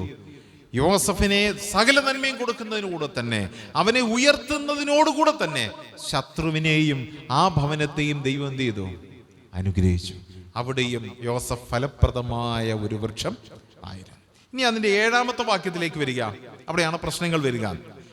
ഒരു വസ്തുത പറയട്ടെ. യോസഫ് കോമളനും മനോഹര രൂപിയുമായിരുന്നത് കൊണ്ട് ഞാൻ അവിടെ ഒന്ന് നിർത്തുകയാണ്, ബാക്കി ഭാഗത്തേക്ക് വരുന്നു. യോസഫ് ആരാണ്? നല്ല സൗന്ദര്യം. ഞാൻ ചോദിക്കട്ടെ, പാടത്ത് പണി ചെയ്യുന്നവൻ, അടിമ, അവരെ ആരെങ്കിലും മനോഹര രൂപി എന്ന് പറയോ? ആകെ ഉണങ്ങി, തൊലിയൊട്ടി, ഞരമ്പെല്ലാം പുറത്തിയാടി കറുത്ത് കരിക്കട്ടയായി, ചിലപ്പോൾ മുടിയും കാണുകയില്ല, ആകെ തകർന്ന്, നഖവും വെട്ടത്തില്ല, ശരിക്ക് പല്ലും തേക്കത്തില്ല. കാരണം അവരുടെ അടിമകളാ, അവരെങ്ങനെയും ജീവിച്ചാൽ മതി. പക്ഷെ ഇവിടെ യോസഫിനെ കുറിച്ച് പറയുന്നത് കണ്ടോ, അവൻ മനോഹര രൂപിയും കോമളനും. ഞാൻ ചോദിക്കട്ടെ, ഈ ജോലിക്കിടയ്ക്ക് സമയം കിട്ടുമ്പോൾ പൈസയൊക്കെ കുറച്ച് ഫെയർ ആൻഡ് ലവ്ലിയും അതും ഇതൊക്കെ വാങ്ങിച്ച് വീട്ടിലിട്ട് രാത്രി അങ്ങ് അതുവല്ലതും ചെയ്തതാണോ? അല്ല. ഈ കോമളത്വവും ഈ മനോഹരത്വവും യോസഫിന് എവിടുന്ന് കിട്ടിയാന്നറിയാമോ? ഞാനത് വളരെ ചിന്തിച്ച് ദൈവത്തെ സ്തുതിച്ചു. ഈ കോമളത്വം, ഈ സൗന്ദര്യം ഇവന് എവിടുന്ന് കിട്ടി? അതാ ഭവനത്തിലോ ആ സ്ഥലത്തോ ഒന്നും രൂപപ്പെടുത്തിയെടുത്ത സൗന്ദര്യമല്ല, മറിച്ച് അവൻ എത്രത്തോളം ദൈവസന്നിധിയിൽ ഇരുന്നുവോ അത്രത്തോളം അവൻ സൗന്ദര്യത്തിൽ വളർന്നു വന്നു. അവന്റെ ശാരീരികമായിട്ടും ദൈവം അവനെ അനുഗ്രഹിച്ചു എന്ന് പറഞ്ഞാൽ തീർത്തും ഒരു ഒരു ഒരു ഒരു ജോലിക്കാരനാക്കി പുറന്തള്ളപ്പെടുന്ന ഒരു പ്രാകൃത രൂപക്കാരനല്ല. അവൻ ദൈവസന്നിധിയിൽ ഇരിക്കുമ്പോൾ, അന്യദേശമാണ്, അടിമയാണ്, ഒക്കെയാണെങ്കിൽ പോലും ദൈവം അവനെ ഭൗമികമായി ഉയർത്തിയത് മാത്രമല്ല, ശാരീരികമായിട്ടും അവനെ ഏറ്റവും ബെസ്റ്റാക്കി അവിടെ നിർത്തി. ഇത്രയും ഞാൻ അവസാനിപ്പിക്കുകയാണെങ്കിൽ നല്ലൊരു പോയിന്റിൽ അങ്ങ് നിർത്താം. ക്രിസ്തീയ ജീവിതത്തിൽ ഞാൻ ഇവിടെ വരെ പറയുകയാണെങ്കിൽ എന്ത് സന്തോഷം. അങ്ങനെയെങ്കിൽ നമുക്ക് അങ്ങനെ അങ്ങ് പോകാം. പക്ഷെ നോക്കുക, ഏത് ഉയർച്ചയുടെ മുമ്പിലും ഒരു മൈനസ് ഉണ്ടാകാം. ഏത് അഭിവൃദ്ധിയുടെ മുമ്പിലും പിശാച് പ്രവർത്തിക്കുമെന്ന് മറന്നു പോകരുത്. ദൈവം എത്രത്തോളം നമ്മെ ഉയർത്തുന്നുവോ അത്രത്തോളം തന്നെ പിശാച് വന്ന് നമുക്കെതിരെ പ്രവർത്തിക്കും. അവിടെ വായിക്കുന്നത് നിങ്ങൾ നോക്കുക, യജമാനന്റെ ഭാര്യ യോസഫിന്റെ മേൽ കണ്ണു പതിച്ച് എന്നോടുകൂടെ ശയിക്ക എന്ന് പറയും. എന്ന് പറഞ്ഞാൽ യജമാനന്റെ ഭാര്യയിലൂടെ പിശാച് അവന്റെ അടുക്കൽ വന്നിട്ട് പറയാണ്, ഒന്ന് പാപം ചെയ്യാമോ? ഇനി താഴേക്ക് വായിക്കുമ്പോൾ അറിയാം, ഇവിടെ ഞാൻ മാത്രമേ ഉള്ളൂ, നമുക്ക് എന്തും ചെയ്യാം, ആരും കാണുകയില്ല, ആരും അറിയുകയില്ല. ഞാൻ അതിന്റെ സംഗ്രഹം ഇങ്ങനെ പറയാം. കഴിഞ്ഞ ദീർഘമായ നാളുകളിൽ തൻ്റെ ജനനം മുതൽ താൻ രൂപപ്പെടുത്തി എടുത്തുകൊണ്ടുവന്ന ആത്മീയമായ അവിശുദ്ധി അല്ലെങ്കിൽ ആത്മീയമായ സൗന്ദര്യം ഇപ്പോൾ ഈ ചോദ്യത്തിന് മുമ്പിൽ ഒന്നനുസരിച്ചിരുന്നെങ്കിൽ എന്ത് സംഭവിച്ചേനെ? തീർന്നു. ഒരു നിമിഷം കൊണ്ട് പിശാച് അതാ ശ്രമിക്കുന്നത്. നീ ഇത്രയും നാളുണ്ടാക്കിയ ദൈവം ഇത്രയും ഉയർത്തി, ഇത്രയും സ്ഥാനത്ത്, ഇനിയും നിന്നെ വിട്ടാൽ നീ ഇന്നിന്ന സ്ഥാനത്തെത്തും. അതുകൊണ്ട് അവളിലൂടെ പ്രവർത്തിച്ച് യോസഫേ ഒരു ചെറിയ വിട്ടുവീഴ്ച. ഇന്ന് ലോകം നമ്മുടെ മുമ്പിൽ വിളമ്പിത്തരുന്ന ഭക്ഷണം ഇതാ. പ്രിയ സഹോദരങ്ങളെ, കുഞ്ഞുങ്ങളെ, ഒരു ചെറിയ വിട്ടുവീഴ്ച. പല യുവാക്കന്മാരും പറയുന്നത് കേട്ടിട്ടുണ്ട്, കൂട്ടുകാർ ചേർന്ന് ഒന്ന് തൊട്ട് നോക്കിയതാ, പക്ഷെ ഇപ്പോ അതിനങ്ങ് അടിമപ്പെട്ടു പോയി. അന്ന് അത്രയും കരുതിയില്ല, ഇത്രയും വലിയൊരു അടിമത്വത്തിലേക്ക് വീണു പോകുമെന്ന് ഞാൻ അറിഞ്ഞില്ല. അന്ന് ഒന്ന് ടേസ്റ്റ് ചെയ്തതേ ഉള്ളൂ. ആ ടേസ്റ്റിംഗ് ആണ് പിശാച് നമ്മുടെ മുമ്പിൽ കൊണ്ടുവച്ചിരിക്കുന്നത്. കഴിഞ്ഞു പോകുന്നൊരു വർഷക്കാലം എത്ര തവണ നിങ്ങൾ അങ്ങനെ പാപത്തെ ടേസ്റ്റ് ചെയ്തിട്ടുണ്ട്? എത്ര തവണ നമ്മുടെ ജീവിതത്തിൽ പിശാച് ജയിച്ചിട്ടുണ്ട്? വാക്കിൽ, പ്രവൃത്തിയിൽ, നോട്ടത്തിൽ, രഹസ്യത്തിൽ, പരസ്യത്തിൽ. ആരും കാണുന്നില്ല, മാതാപിതാക്കൾ കാണുന്നില്ല, ഭർത്താവ് കാണുന്നില്ല, ഭാര്യ കാണുന്നില്ല, ആരും കാണുന്നില്ല. പിന്നെന്താ ചെയ്താല്? എത്രയോ തവണ പരാജയപ്പെട്ടു പോയി. അവിടെയെല്ലാം സഹോദരി സഹോദരന്മാരെ, നമ്മളെ ഓർത്ത് നിലവിളിക്കുന്ന ഒരു കർത്താവുണ്ടായിരുന്നു. എന്റെ ചങ്കിലെ രക്തം നൽകി അവനെ വീണ്ടെടുത്തിട്ടും എന്നെ മറന്നവൻ പാപത്തിലേക്ക് പോയി. എന്നെ ഓർത്ത് നിലവിളിക്കുന്ന ഒരു കർത്താവുണ്ട്. ദൈവകൃപയാൽ ഈ വർഷത്തിന്റെ അവസാന മണിക്കൂറുകൾ കാണുവാൻ ദൈവം കൃപ തന്നത് എന്റെ കഴിവ് കൊണ്ടല്ല, എന്റെ മഹത്വം കൊണ്ടല്ല, എന്റെ യാതൊരു നേട്ടം കൊണ്ടല്ല, മറിച്ച് എന്നെ എന്റെ കർത്താവിന് വേണം. അതുകൊണ്ടാ സ്തോത്രം. ചില കാര്യങ്ങളിലൂടെ എന്റെ കർത്താവിന് എന്നിലൂടെ പ്രവർത്തിക്കണമെന്ന് ആഗ്രഹിക്കുന്നു. അതുകൊണ്ട് ഒരു ചാൻസ്, ചിലപ്പോൾ ഇതായിരിക്കും നമ്മുടെ അവസാന ചാൻസ്. ഇനിയും ഒരു ടേസ്റ്റിങ്ങിന് പോയാൽ ചിലപ്പോൾ ദൈവം നമ്മെ നശിപ്പിച്ചു എന്ന് വരാം. അതുകൊണ്ട് ഞാൻ ആ ഭാഗം പറഞ്ഞു വിടുക. പോരായ്മകൾ വരാം, കുറവുകൾ വരാം, പ്രലോഭനങ്ങൾ വരാം, അവസരങ്ങൾ വരാം. അവരോട് തുറന്നു പറയണം, നോ, ഞാനൊരു ദൈവ പൈതല, എനിക്കതിന് അവകാശമില്ല. ഞാൻ ഫലപ്രദമായൊരു വൃക്ഷമായി നിൽക്കണമെന്ന് ദൈവം ആഗ്രഹിക്കുന്നു. ഇനി ഞാൻ അവസാനം 4 കാര്യങ്ങൾ പറയുമ്പോൾ ഈ കാര്യം കൂടെ കുറച്ചുകൂടെ മനസ്സിലാകും. പോകുന്നു. ഇനി 9ാമത്തെ വാക്യത്തിലേക്ക് വരുമ്പോൾ നോക്കുക. അവിടെ വായിക്കുന്നത്, ഈ വീട്ടിൽ എന്നേക്കാൾ വലിയവനില്ല. നീ അവന്റെ ഭാര്യയാകിയാൽ നിന്നെ അല്ലാതെ മറ്റ് യാതൊന്നും അവൻ എനിക്ക് വിരോധിച്ചിട്ടുമില്ല. അതുകൊണ്ട് ഞാൻ ഈ മഹാദോഷം പ്രവർത്തിച്ച് ദൈവത്തോട് പാപം ചെയ്യുന്നത് എങ്ങനെയെന്ന് ഞാനിങ്ങനെ ചിന്തിച്ചു. അവള് പറയും, ഓ, നിന്റെ ഒരു ദൈവം എപ്പോഴും അങ്ങ് വിശുദ്ധിയായിട്ട് നിൽക്കാൻ പറ്റുമോ? വല്ലപ്പോഴും ഒക്കെ അതങ്ങ് ക്ഷമിച്ചാൽ മതി. നമ്മളൊക്കെ മനുഷ്യരല്ലേ, എപ്പോഴും അങ്ങ് വിശുദ്ധിയായിട്ട് നിൽക്കാൻ പറ്റുമോ? ഒരു തവണ, only one time. നോ. ശരിയാണ്, ഈ ഭവനത്തിൽ ഇപ്പോൾ വലിയവനായി നിൽക്കുന്ന ഞാൻ, നിന്നെ അല്ലാതെ ബാക്കിയെല്ലാം എൻ്റെ കയ്യിലാണ്. അവകാശങ്ങളും അധികാരങ്ങളും എല്ലാം എൻ്റെ കയ്യിലാണ്. പക്ഷേ ഈ അവകാശങ്ങളും അധികാരങ്ങളും ഈ പൊസിഷനും വെച്ചിട്ട് ഞാൻ പാപം ചെയ്യത്തില്ല, ഞാനൊരു തെറ്റ് ചെയ്യുകയില്ല, അവൻ ശക്തമായിട്ട് പറഞ്ഞു. ആരോടാ പറഞ്ഞേ? നോക്കുക, ഈ സ്ത്രീക്കും ചില അധികാരങ്ങളുണ്ട്. ഭർത്താവും ഭാര്യയല്ലേ, വരുമ്പോൾ ഒന്ന് കരഞ്ഞു കാണിച്ച് നെഞ്ചത്തടിച്ച് കരഞ്ഞാൽ ആ ഭർത്താവ് അതങ്ങ് വിശ്വസിക്കും. അതവിടെ സംഭവിച്ചു. നേരെ ഓപ്പോസിറ്റ് വന്നപ്പോഴേക്ക് പറഞ്ഞു, അച്ചായാ, കരച്ചിലും നിലവിളിയും നെഞ്ചത്തടിയും വന്നിട്ട് പറഞ്ഞു, ഇവൻ എന്നെ ചതിച്ചു, ഇവൻ എന്നെ നശിപ്പിച്ചു, ഇവനെ എങ്ങനെ വിട്ടേക്കരുത്. അത് അവനോടുള്ള ദേഷ്യം, ഇവനെ എങ്ങനെ വിട്ടേക്ക്. അതാണ് പിശാച്. ഞാനവിടെ ഇങ്ങനെ ചിന്തിച്ചു, പിശാച് മുരളുക, അവനെ കൈ കിട്ടിയില്ലല്ലോ, ഇനി എങ്ങനെങ്കിലും ഇവനെ നശിപ്പിക്കണം. അവളിലൂടെ പിശാച് പ്രവർത്തിച്ചു. ഒടുവിൽ എന്ത് സംഭവിച്ചു? ആ ഭർത്താവ് അത് വിശ്വസിച്ച് അവനെ കാരാഗൃഹത്തിൽ. സ്തോത്രം. അതായിരുന്നു ദൈവത്തിന്റെ ഹിതം. യോസഫ് കാരാഗൃഹത്തിൽ ചെല്ലണമായിരുന്നു. ദൈവം അത് മുമ്പേ അവിടെ എഴുതി വെച്ചിട്ടുണ്ട്. പിശാചേ, നീ ചിന്തിച്ചു നിന്റെ കഴിവ് കൊണ്ട് ഇവനെ കാരാഗൃഹത്തിലാക്കിയെന്നല്ല, എൻ്റെ ദൈവം മുമ്പേ എഴുതി വെച്ചു, നീ കാരാഗൃഹത്തിൽ ചെല്ലണമെന്ന് എഴുതി വെച്ചിട്ടുണ്ടായിരുന്നു. അല്ലാതെ പിശാചേ, നിന്റെ കഴിവ് കൊണ്ട് ഇവനെ കാരാഗൃഹത്തിൽ വിട്ടതല്ല. സ്തോത്രം. ചിലപ്പോൾ ക്രിസ്തീയ ജീവിതത്തിൽ വിലങ്ങുകളും കാരാഗ്രഹങ്ങളും നമ്മുടെ ജീവിതത്തിൽ വന്നു എന്ന് വരാം. രോഗത്തിന് കീഴ്പ്പെട്ടു പോയി എന്ന് വരാം. ചില അധികാര പദവികൾക്ക് കീഴ്പ്പെട്ടു പോയെന്ന് വരാം. ഒന്നുകൂടെ തെളിച്ചു പറഞ്ഞാൽ, ജോലി നഷ്ടപ്പെട്ടു പോയെന്ന് വരാം. വിദ്യാഭ്യാസത്തിൽ പരാജയപ്പെട്ടു പോയി എന്ന് വരാം. കരങ്ങളും കാലുകൾക്കും മുറിവ് സംഭവിച്ചു, ഒടിഞ്ഞു പറഞ്ഞു എന്നൊക്കെ വരാം. വാഹനം നഷ്ടപ്പെട്ടു എന്ന് വരാം. നമ്മൾ ആഗ്രഹിക്കുന്ന ഒക്കെ നഷ്ടപ്പെട്ടു എന്ന് വരാം. അതൊക്കെ ഓരോ കാരാഗ്രഹങ്ങളാ. ഓർക്കുക, അതും ദൈവത്തിന്റെ പദ്ധതിയിലുണ്ടായിരുന്നു. ഞാൻ എപ്പോഴും ഓർത്ത് ദൈവത്തെ സ്തുതിക്കുന്ന, അതിശയിക്കുന്ന ഒരു വസ്തുതയുണ്ട്. 10 കുഞ്ഞുങ്ങളുടെ ആ 10 ശവപ്പെട്ടിയുടെ മുമ്പിൽ ഇരിക്കുന്ന അയ്യോബിനെ നിങ്ങളൊന്ന് നോക്കിയേ. അവൻ ആരോടാ കുറ്റം പറയുക? അവൻ ആരോട് കുറ്റം പറയാൻ പറ്റും? ആരോടും ഒന്നും പറഞ്ഞില്ല. ഇത് ഈ 10 പേരെ എൻ്റെ ദൈവം എനിക്ക് തന്നത്. ഈ 10 അങ്ങ് പോയാൽ 100 എണ്ണത്തിനെ തരാനും എൻ്റെ ദൈവത്തിന് കഴിയും. അതുകൊണ്ട് ദൈവം തന്നു, അത് ദൈവം അങ്ങ് എടുത്തു കൊണ്ടോട്ടെ, ദൈവം തരും. അതായിരുന്നു വിശ്വാസം. യോസഫിന് ഒരു പൊസിഷൻ കിട്ടി, അധികാരം കിട്ടി, സ്ഥാനം കിട്ടി. നമ്മുടെ കുഞ്ഞുങ്ങൾക്ക് വലിയൊരു ജോലി കിട്ടി വിദേശത്ത്. മോനെ, എന്തു വന്നാലും തള്ളിക്കളയരുത്. വിളിച്ചു പറയാം, അമ്മേ ചില വിട്ടുവീഴ്ചകളൊക്കെ ചെയ്യേണ്ടി വരും, ഞാൻ എന്തുവാ ചെയ്യേണ്ടിയേ? അപ്പനും അമ്മയും പറയും, മക്കളെ ആരും അറിയുന്നില്ലല്ലോ, നമ്മളല്ലേ അറിയുന്നുള്ളൂ, പോട്ടെ, ആ കണ്ണടച്ചുകളാ. നോ, നീ ഒരു ദൈവ പൈതലാ.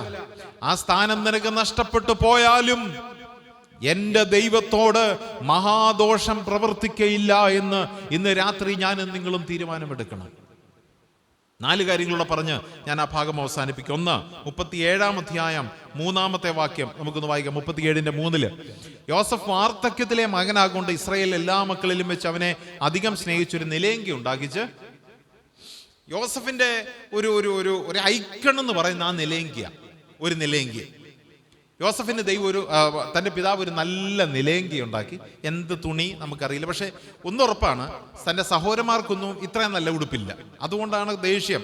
എന്നെ കാണിച്ചു തരാം അവിടെ, അവന് മാത്രം, ഞങ്ങളും അപ്പൻ്റെ മക്കളല്ലേ, ഞാനായിരുന്നു മൂത്തവൻ, ഞാൻ ഇളയവൻ, ഇവനോട് മാത്രം എന്താ? ഇനിയും അവൻ സ്വപ്നം കണ്ടേക്കുന്നു, ഞങ്ങളെല്ലാം അവനെ നമസ്കരിക്കുന്നു, എന്നിട്ട് അപ്പൻ അവന് സൈഡിൽ നിൽക്കുന്നു. ആകെ കുടുംബ പ്രശ്നം.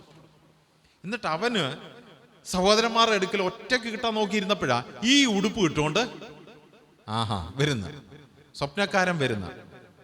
അപ്പൊ ഇവന്റെ ഐക്കൺ എന്ന് പറയുന്ന ഈ ഉടുപ്പ. ഞാൻ 4 ഉടുപ്പിനെ കുറിച്ച് പറയാം, അത് പറഞ്ഞ് ഞാൻ അവസാനിപ്പിക്കാം. 1-ാമത്തെ ഉടുപ്പ് വിശ്വസ്തതയുടെ അല്ലെങ്കിൽ അനുസരണത്തിന്റെ, സ്നേഹത്തിന്റെ ഉടുപ്പാണിത്. അപ്പനോടുള്ള തീരാത്ത അനുസരണം, അപ്പനോടുള്ള തീരാത്ത സ്നേഹത്തിന്റെ വസ്ത്രം. ആ സ്നേഹത്തിന്റെ ആധിക്യം കാരണം അപ്പൻ ഉണ്ടാക്കി കൊടുത്ത. അപ്പൊ ചോദിച്ചു, മറ്റുള്ളവരോടൊന്നും അപ്പൻ അത്രയും സ്നേഹം ഇല്ലേ? ഞാനതിങ്ങനെ മനസ്സിലാക്കി, പ്രവൃത്തി അനുസരിച്ചേ സ്നേഹിക്കാൻ പറ്റും. എല്ലാം മക്കളെന്നുള്ള സ്നേഹം ഉണ്ടെങ്കിലും ഇവൻ എപ്പോഴും അപ്പൻ്റെ അടുത്തിരുന്ന് അപ്പനുമായിട്ട്. സ്തോത്രം. ഇന്ന് രാത്രി ഞാൻ ഇങ്ങനെ പറയാം, ദൈവത്തിന്റെ കാൽക്കലിരുന്ന് എപ്പോഴും ദൈവവുമായിട്ട് സംസാരിച്ചുകൊണ്ടിരിക്കുന്നവന് ലഭിക്കുന്നത് പോലെ വല്ലപ്പോഴും ഒക്കെ പ്രാർത്ഥിക്കുന്നവന് ദൈവം കൊടുക്കുവോ? ഇല്ല. അതുകൊണ്ട് ദൈവം എനിക്ക് ചില നന്മകളെ കിട്ടിയെങ്കിൽ, നിങ്ങൾക്ക് നന്മകളെ കിട്ടിയെങ്കിൽ മറ്റൊരാൾക്ക് അത് കണ്ടിട്ട് എന്ത് ചെയ്യരുത്? അസൂയപ്പെടരുത്. കാരണം ഞാൻ ദൈവസന്നിധിയിൽ അത്രത്തോളം ഇരുന്നത് കൊണ്ടാണ്. ഒന്നാമത്തെ അവൻ്റെ വിശ്വസ്തതയുടെ അല്ലെങ്കിൽ അനുസരണത്തിൻ്റെ സ്നേഹത്തിൻ്റെ ഒരു വസ്ത്രം. രണ്ടാമത് 39-ാം അധ്യായം അതിൻ്റെ 12-ാമത്തെ വാക്യത്തിലേക്ക് വരുമ്പോൾ നോക്കുക. അവിടെ നാം നമ്മൾ വായിച്ചു വന്ന വേദഭാഗം. എന്നാൽ അവൻ തൻ്റെ വസ്ത്രം അവളുടെ കയ്യിൽ വിട്ടേച്ച് പുറത്തേക്ക് ഓടിക്കളഞ്ഞു. നോക്കുക, അടിമയാണ്. അടിമയ്ക്ക് ഏറ്റവും ബെസ്റ്റ് ഒരു 2000 രൂപയുടെ ഉടുപ്പ് ആരിലും വാങ്ങിച്ചു കൊടുക്കുമോ? ഇല്ല.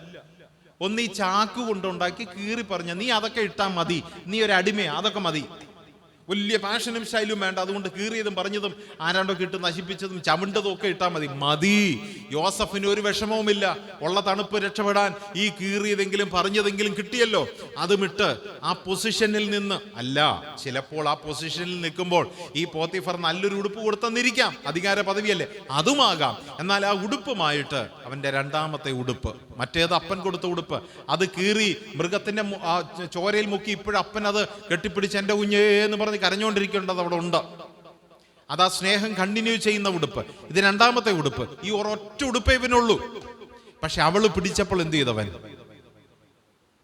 അവന് പറയാം, ചേച്ചി അല്ലെങ്കിൽ അമ്മാമ്മേ, ആകെപ്പാടെ ഈ ഉടുപ്പേ ഉള്ളൂ, ഇത് കീറാതിരുന്നാൽ നിങ്ങൾ പറയുന്നത് എന്തും ഞാൻ ചെയ്യാം. അങ്ങനെയാണോ പറഞ്ഞത്? ഈ ഉടുപ്പ് കീറിപ്പോയാലും ഇത് നശിച്ചാലും നിങ്ങൾ ഇനി ഉടുപ്പ് തന്നില്ലേലും എൻ്റെ ദൈവത്തോട് ഞാൻ പാപം ചെയ്യുകയില്ല. ആ ഉടുപ്പും വിട്ട് കളഞ്ഞ അവൻ ഓടി രക്ഷപ്പെട്ടു. സ്തോത്രം. രണ്ടാമത്തെ ഉടുപ്പ് എന്തെന്നറിയോ? പ്രലോഭനത്തിന്റെ ഉടുപ്പാ. ദൈവമക്കളെ, അത് വിട്ടുകളഞ്ഞോടാൻ മനസ്സുണ്ടെങ്കിലുണ്ടല്ലോ. മൂന്നാമത്തെ വിഷയത്തിലേക്ക് വരുന്നു. 41-ാം അധ്യായത്തിന്റെ 14-ാമത്തെ വാക്യത്തിലേക്ക് നോക്കാമോ? 41-ന്റെ 14 എഴുതിയിരിക്കുന്നു. അവിടെ വായിക്കുന്നു, അവൻ ക്ഷൗരം ചെയ്യിച്ചു, വസ്ത്രം മാറി ഫറവോന്റെ അടുക്കൽ. ഈ പ്രലോഭനത്തിന്റെ പാപത്തിന്റെ സാധ്യതയുള്ള ഉടുപ്പ് വിട്ടുകളഞ്ഞിട്ടോടാങ്കിൽ പിന്നെ നീ എവിടെ ആയിരിക്കും ചെന്നിരിക്കുന്നത്? രാജാവിന്റെ മുമ്പിൽ. അവിടെ നിനക്ക് ഉടുപ്പ് തരുന്ന ആരാന്നറിയാമോ? സ്തോത്രം, രാജാവ്. രാജാവ് പറയും, ഇവന് ഏറ്റവും നല്ലൊരു ഉടുപ്പ് കൊടുത്തേ. മറ്റേ ഉടുപ്പല്ല, ഇട്ട് കളഞ്ഞിട്ട് ഓടിയ ഉടുപ്പല്ല ഇത്. ഇതെന്താണെന്നറിയാമോ? ഈ ലോകത്തിൽ ഞാനും നിങ്ങളും വിട്ടുകളയേണ്ട ഉടുപ്പ്. അത് വിട്ടുകളഞ്ഞേ പറ്റൂ. അതിനെ മുറുകെ പിടിക്കരുത്. വിട്ടുവീഴ്ചകൾ പാടില്ല. പാപത്തോട്, ജഡത്തോട്, മോഹത്തോട്, ലോകത്തോട്, ഇവിടെയുള്ള ഇഷ്ടങ്ങളോട്, താല്പര്യങ്ങളോട്, വൈശാചികമായ കാര്യങ്ങൾ വിട്ടുകളഞ്ഞിട്ട് ഓടാൻ മനസ്സുണ്ടെങ്കിൽ ഒരു രാജാവ് നിനക്ക് വേണ്ടി നല്ലൊരു വസ്ത്രമായിട്ട് വെയിറ്റ് ചെയ്യുന്നു. ദൈവത്തിന് സ്തോത്രം. പക്ഷെ ഇത് വിട്ടുകളഞ്ഞേ പറ്റൂ. ലാസ്റ്റിലേക്ക് ഞാൻ കടന്നു വരുന്നു. 41-ാം അധ്യായത്തിന്റെ 42-ാമത്തെ വാക്യം നോക്കുക. 41-ന്റെ 42 എഴുതിയിരിക്കുന്നു, അവനെ നേർമയുള്ള വസ്ത്രം ആര് ധരിപ്പിച്ചു? രാജാവ്. ഇനിയും ഒന്നുകൂടെ തീർന്നില്ല. 42-ാം വാക്യം വായിക്കാം. ഫറവോൻ തന്റെ കയ്യിൽ നിന്നും മുദ്രാമോതിരം ഊരി യോസഫിന്റെ കൈക്ക്. അയ്യോ, ഫറവോൻ അബദ്ധം പറ്റിപ്പോയോ? രാജാവിന്റെ മുദ്രാമോതിരം ആരുടെ കയ്യിലാ കിടക്കണ്ടേ? രാജാവിന്റെ കയ്യില. ഈ ലോകത്തിലെ സകല കാര്യങ്ങളും ഈ മുദ്രാമോതിര സീല് ഈ അടിമയ്ക്ക് കൊടുത്താൽ ഇവൻ എന്തോ ചെയ്യും? അവൻ അവന്റെ രാജ്യത്തെ ഉയർത്താൻ ഇവൻ അവിടെ ഇവിടെ എല്ലാം കൊണ്ട് സീൽ ചെയ്യാൻ രാജാവേ, അയ്യോ രാജാവേ അല്ല, എന്റെ ദൈവമാ കൊടുത്തത്. രാജാവ് എന്ത് ചെയ്തു? ഏറ്റവും ആ രാജ പദവിയുടെ മുദ്ര തൻ്റെ കയ്യിലെ മുദ്രാമോതിരം ഓരി കൊടുത്തിട്ട്, അവിടെ മലയാളത്തിൽ എഴുതിയിരിക്കുന്ന നേർമയുള്ള എന്ന് പറഞ്ഞാൽ നല്ല, നമ്മൾ പറയുന്ന പോലെ നല്ല പട്ട്, ഇനി അതിനേക്കാൾ വലിയ വസ്ത്രം ഉണ്ടോ എന്ന് എനിക്ക് അറിഞ്ഞുകൂടാ, രാജവസ്ത്രം രാജാവ് അവനെ എടുത്തു കൊടുത്തിട്ട് അപ്പുറത്തെ കാണാൻ പോയി ഇട്ടിട്ട് വാടാവേ, അങ്ങനല്ല പറഞ്ഞേ. രാജാവ് അവനെ, സ്തോത്രം, രാജാവ് അവനെ ധരിപ്പിച്ചു. ഇന്ത്യൻ പ്രസിഡന്റിന്റെ മുമ്പിൽ പോയി നമ്മൾ നിൽക്കുമ്പോൾ അദ്ദേഹം ഒരു കോട്ട് എന്നെ ധരിപ്പിച്ചെന്ന് പറഞ്ഞ് എന്ത് വലിയ വിലയാന്ന് നിങ്ങൾ അന്വേഷിക്കുക. വീട്ടിൽ വന്ന ഒരു മനുഷ്യനെ കൊണ്ട് ആ കോട്ട് തൊടിയിപ്പിക്കുകയല്ല, അതിങ്ങനെ പ്രദർശിപ്പിച്ചിട്ട് നോക്കും അദ്ദേഹം തൊട്ട സ്പർശനം പ്രസിഡന്റ്. എന്നാൽ ഇന്ന് രാത്രി പറയട്ടെ, വലിയവനായ ദൈവം ഒരു വലിയ കോട്ടുമായിട്ട് വസ്ത്രവുമായിട്ട് അങ്ങേ തലയ്ക്കൽ നമുക്ക് വേണ്ടി കാത്തിരിക്കുക. ചിലത് വിട്ടിട്ടോടാൻ മനസ്സുണ്ടോ?